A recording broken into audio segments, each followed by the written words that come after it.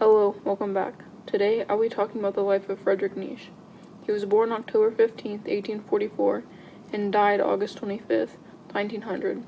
He started out as a classical philologist before turning to philosophy. He worked at the University of Basel in 1869 at the age of 24 and was the youngest person ever to hold chair of classical philology there.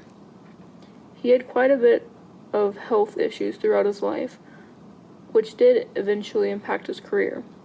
He is believed to have paralysis and vascular dementia. His mom took care of him until she died, and then his mean sister watched over him. I cannot express the amount of hatred I have for his sister and her husband.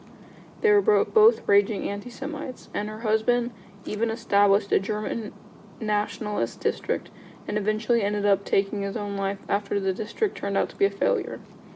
I mostly hate his sister for altering his work to fit her nationalistic ideals. However, later on, some guy named Walter Kaufmann, R.J. Hollingdale, and George Betteley corrected the work. Nietzsche hated anti-Semites and German nationalists. He even went so far to say that he could never have any German blood in him, and suggested that he was Polish instead.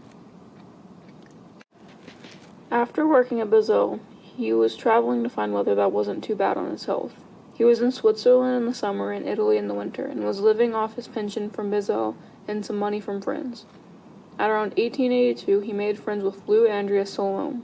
Salome and Paul Rie, who was another friend of Nietzsche's, decided to travel together and start an academic commune. They decided to invite Nietzsche along with them. Both Rie and Nietzsche tried proposing to Salome, but she rejected them both. They intended to set up the commune in an abandoned monastery, but they didn't find any location for it. Nietzsche's sister came along with them, but she hated Salome and called her an immoral woman. Later on, Rie and Salome separated from Nietzsche because he kept trying to propose to her. Now we are getting into Nietzsche's insanity era. At this point, he was taking a lot of opium to try to sleep, and he was writing his own prescriptions as well, and signed them Dr. Nietzsche. Next, he tried getting a job at the University of Leipzig.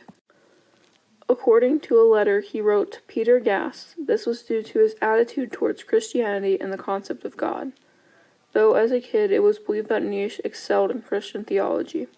On January 3, 1889, Nietzsche stopped a man from beating his horse by throwing his arms around the horse's neck to try to protect it, and then he fell to the ground.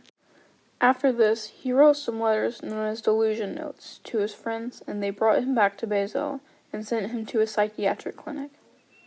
And at this point, he was just being tossed around multiple clinics, trying to get help for his mental health. This is the part where his sister started messing with his work. She hired a tutor to help her understand what her brother wrote, and the tutor said she was stupid and quit on her. Nietzsche was originally diagnosed with syphilis, but that has since been challenged, and he's thought to have manic depressive illness with periodic psychosis, followed by vascular dementia.